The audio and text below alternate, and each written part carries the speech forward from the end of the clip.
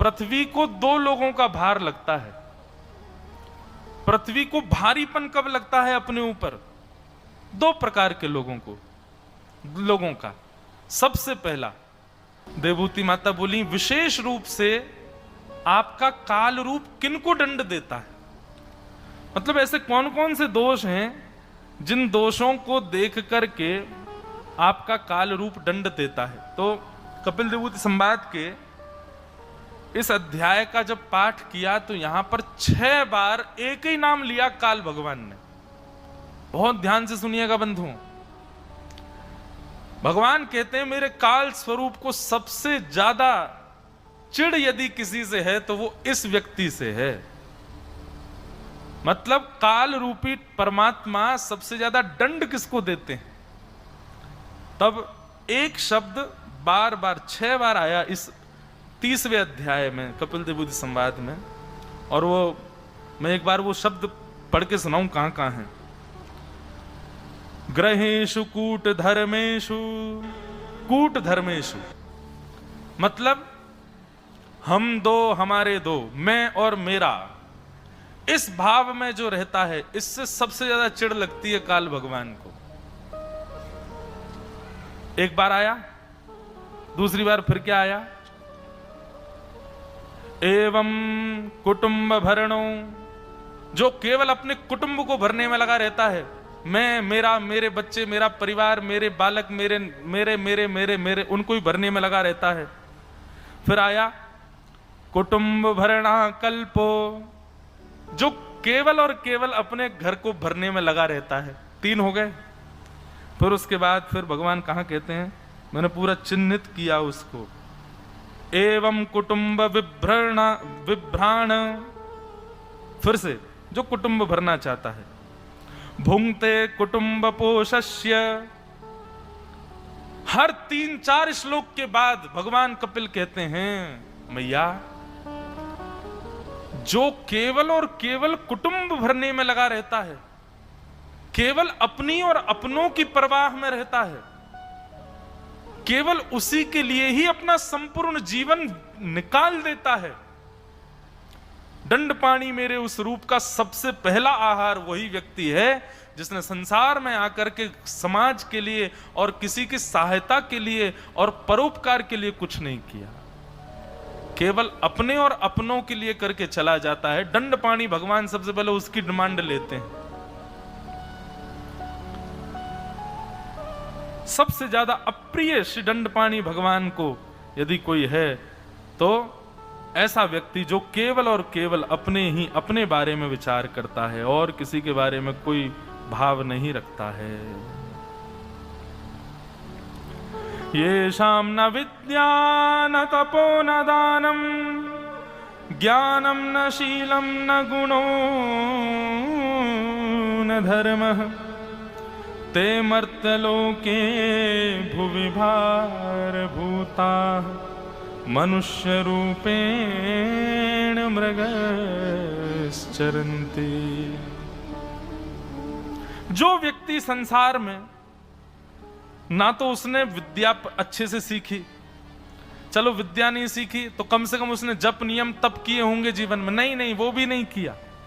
विद्या भी नहीं सीखी, तप भी नहीं किया, तो बोले कोई बात नहीं, विद्वान नहीं बन पाया, जप तप नियम नहीं किया, दान पुण्य तो किया होगा। ना दानम न च दानम, दान भी नहीं किया उसने। बोले कोई बात नहीं, विद्या ग्रहण नहीं की, जप तप नहीं किया, दान नहीं किया, तो कम से कम सत्संग आदि में जाकर के ज्ञान तो अर्जित किया होगा। बोले ज्ञानम न, ज्ञान भी नहीं लिया उसने, कभी सत्संग आदि कथा भी श्रवण नहीं करी, कभी जीवन में विवेक को लाने का प्रयास नहीं किया। बोले अच्छा कोई बात नहीं, विद्या नहीं ली, दान पुण्य नहीं किया, तप नहीं किया, ज्ञान नहीं लिया, कम से कम उसका व्यवहार ऐसा होगा जो सबको अच्छा लगता होगा। बोले न च शीलम, शील भी नहीं है, उसका व्यवहार भी अच्छा नहीं है। न गुणो न धर्म, ना ही उसमें ऐसा कोई गुण है उस गुण को सीख करके कोई व्यक्ति उपलब्धि को प्राप्त कर ले, और ना ही वो धर्म का आचरण करता है। इस प्रकार जो व्यक्ति आकर के संसार में रहता है वो कैसा है? ते मर्तलोके भुवि भार रूप, हम लोग किसी मोटे व्यक्ति को देखते हैं तो पीछे से उसके बोलते हैं, अरे देखो पृथ्वी का भार चल रहा है, पृथ्वी पर भार चल रहा है। शास्त्र आज्ञा करते हैं, सदा याद रखिएगा, पृथ्वी को दो लोगों का भार लगता है। पृथ्वी को भारीपन कब लगता है अपने ऊपर? दो प्रकार के लोगों का। सबसे पहला, असत्य संभाषण करने वाले लोग, जो बहुत झूठ बोलते हैं, जो बात बात पर असत्य बोलते हैं, असत्य ही जिनकी वाणी से निकलता है, ऐसे लोग जब चलते हैं तो पृथ्वी को ये लगता है, हाय राम कितना भार मेरे ऊपर।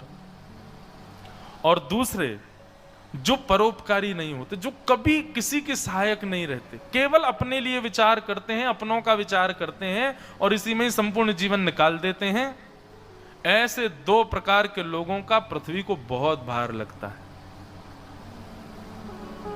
तो कपिल भगवान कह रहे हैं, मैया कि ग्रहेषु कूट धर्मेषु दुख तंत्रे स्वतंत्रितः कुर्वन्तु कप्रतीकारं सुखवन्मन्यते ग्रही। श्रीमद् भगवद गीता का सबसे पहला श्लोक क्या है? धर्म क्षेत्रे कुरुक्षेत्रे समवेतायुत्सव